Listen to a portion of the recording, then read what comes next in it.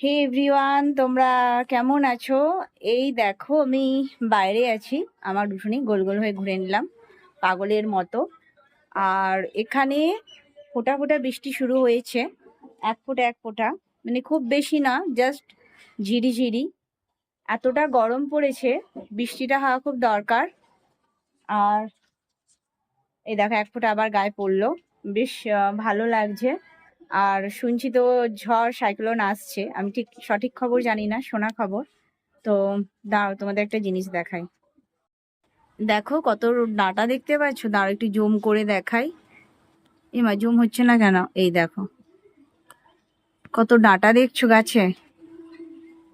এই দেখো,